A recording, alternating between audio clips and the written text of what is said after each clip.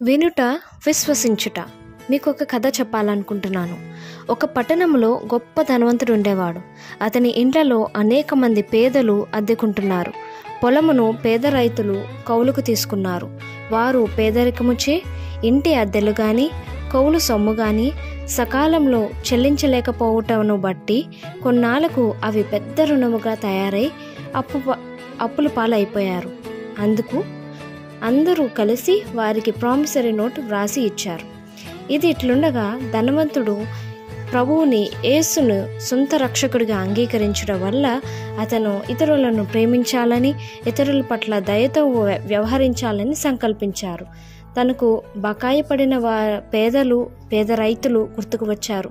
వారికి సహాయం చేయ ఉద్దేశంతో ఒక పథకము తన మనసులో రూపొందించుకొనెను. ఫలానా రోజు ఉదయం 10 గంటల నుండి 12 గంటల వరకు ఎవరైతే ఎక్కువగా అప్పులుగా ఉన్నారో వారు ఆఫీస్ వద్దకు వచ్చి వారి యొక్క కష్టములు చెప్పుకొని రుణ విమోచన పొంది తమ ప్రామిసరీ నోట్లు రద్దుపరుచుకొని వెళ్ళవలసిందిగా కోరుచున్నారు అనే ప్రకటన వ్రాయించి తన ఎస్టేట్లో ఆయా స్థలములలో వాటిని ఉంచెను. ఈ వార్తకు ఆ పట్టణంలో పెద్ద కోలాహలము చెలరేగెను. ఏ నోట విన్నా ఇదే విషయము.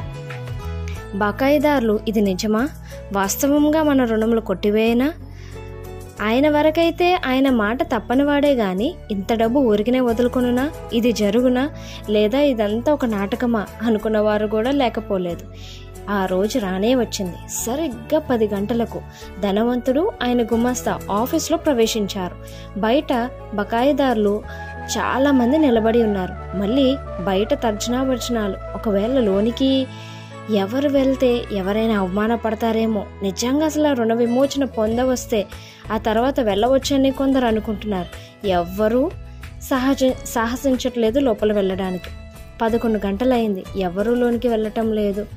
సో అలాగా నుంచిన వారందరిలో ఒకరు, మీరు వెళ్ళొచ్చు కదా, మీ సమస్యను పరిష్కరించుకోవచ్చు కదా అని అంటే, అబ్బే నాకు పెద్ద బాకీ ఏం లేదు, ఎవరికైతే పెద్ద బాకీ ఉందో వాళ్ళు వెళ్ళి వాళ్ళ సమస్యను పరిష్కరించుకున్నాక నేను వెళ్తాలేండి అని సమాధానం చెప్పాడు.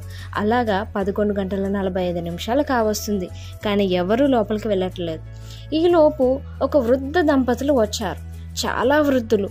బాబు, ఇక్కడ రుణ విమోచన కార్యక్రమం అవుతుంది కదా, అయిపోయిందా అని అడిగారు. అయితే ఇంకా అవ్వలేదు, ఎవరికి అప్పు కూడా తీరలేదు అనగానే ఆ వృద్ధులు చాలా నిరాశపడ్డారు. అయ్యో, మేము చనిపోయే ముందైనా మా అప్పులు క్లియర్ అయిపోతాయని మేము అనుకున్నామే, ఇంకా అవ్వలేదా అంటే ధనవంతుడి మాట నిజమా కాదా అన్న సందిగ్ధంలో పడ్డారు. అయితే వేరే వాళ్ళు ఏమన్నారంటే, ఇప్పుడు వరకు ఎవరు లోపలికి వెళ్ళలేదు, మీరు ఒక్కసారి వెళ్ళి ఒక ట్రై చేసుకోవచ్చు కదా అనగానే ఆ పేదవాళ్ళు, ఆ వృద్ధులు, మేము ఇప్పుడే వచ్చాం కదయ్యా, మరి మమ్మల్ని ముందుగా వెళ్ళమంటారా, మరి మీ అందరూ ఎప్పటి నుంచో నుంచుని ఉన్నారు కదా అనగానే వాళ్ళందరూ పర్లేదు మీరు పెద్దవాళ్ళు కదా, మీరు ముందు వెళ్ళండి అని వాళ్ళని ముందుకి వెళ్ళమని సలహా ఇచ్చారు. సో వాళ్ళు భయపడుతూ తలుపును తెరుచుకుని లోపలికి వెళ్ళారు. వెళ్ళగానే రండి కూర్చోండి, మీ పేరు మీ చిరునామా అనే చల్లని మాటలు వినబడ్డాయి. అయ్యగారు, మా బాకీ రద్దుపరుస్తానన్న మాట నిజమేనా అండి అని వృద్ధుడు అడిగాడు. అయ్యగారు మిమ్మల్ని మోసగించి నవ్వుల పాలు చేస్తారని అనుకుంటున్నారా అని గుమస్తా జవాబిచ్చాడు. తమ విషయం అంతా చెప్పుకున్న తర్వాత వృద్ధునితో ధనవంతుడు, మీరు నా మాట నమ్మి లోనికి వచ్చి బాకీ రద్దు చేయమని కోరితిరు గనుక ఇదిగో నేటి నుండి మీ బాకీ పూర్తిగా రద్దయింది, అసలు వాయిదాలన్నీ కొట్టివేయబడినవి, మీ నోటును మీరు తీసుకుని హాయిగా వెళ్ళండి అనే సంతోష వార్త చెప్పారు. ఆ భార్యాభర్తలిద్దరూ చాలా ఆనందంతో ధనవంతునికి కృతజ్ఞతలు తెలుపుకొని బయటకు వెళ్ళబోయారు. కానీ గుమస్తా వారిని ఆపారు. 12 గంటలు పూర్తయ్యే వరకు మీరు ఇక్కడే ఉండాలి అని అన్నారు.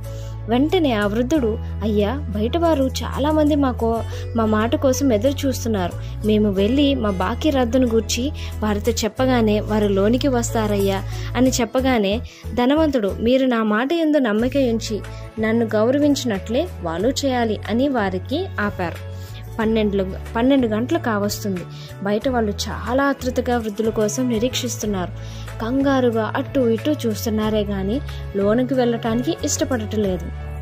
ముసలివాళ్ళు మేలు పొందారా లేక అవమానపడ్డారా? ఇట్లా వారిలో వారు ప్రశ్నించుకుంటున్నారు. గడియారం 12 గంటలు కొట్టింది. వృద్ధులు బయటకు వచ్చారు. ధనవంతుడి మాట నిలబెట్టుకున్నాడా? ఇదే అందరి ప్రశ్న. సంతోష వార్త, ఆయన చాలా పెద్ద మనిషి, బాకీ కొట్టివేశారు, ఇదిగో మా రుణపత్రము అంటూ ఆ పత్రాన్ని చూపించారు. ఇంతలో ధనవంతుడు గుమస్తా బయటకు రాగానే అక్కడి వారంతా ఒక్కమ్మడిగా మా బాకీ కూడా రద్దు చేయండి, మమ్మల్ని రక్షించండి అంటే గోలు చేశారు. సమయం దాటిపోయింది, అవకాశం నిర్లక్ష్యం చేశారు, నేనేమి చేయలేను అని కారెక్కి వెళ్ళిపోయాడు. నమ్మని వాళ్ళంతా దౌర్భాగ్యులు. ప్రియ సహోదరి సహోదరులారా, నీ పాపము రుణమును తీర్చుటకు దేవుడు తన కుమారుడైన యేసుక్రీస్తును ఈ లోకంలోనికి పంపారు. నీ పాపమునకై అతిక్రమమునకై యేసు ప్రభువు శిక్షింపబడి నలుగగొట్టబడెను. మన అతిక్రమ క్రియలను బట్టి అతడు గాయపరచబడెను, మన దోషములను బట్టి నలుగగొట్టబడెను. మన సమాధానార్థమైన శిక్ష అతని మీద పడెను, అతడు పొందిన దెబ్బల చేత మనకు స్వస్థత కలుగుచున్నది. ఎలయనగా మరణము నొందునట్లు అతడు తన ప్రాణమును దారపోసెను. యెషయా 53వ అధ్యాయం 5-12 వచనాల వరకు ఇలా ఉంటుంది. యెహోవా మీకు దొరుకు కాలమందు ఆయనను వెదకుడి, ఆయన సమీపంలో ఉండగానే ఆయనను వెదకుడి. యెషయా 55:6 వచనం. ఇప్పటికైనా సమయం సద్వినియోగం చేసుకోవడం నేర్చుకుందాం. దేవుణ్ణి మనం వెంబడిద్దాం. దేవుడు మిమ్మల్ని దీవించును గాక. ఆమేన్.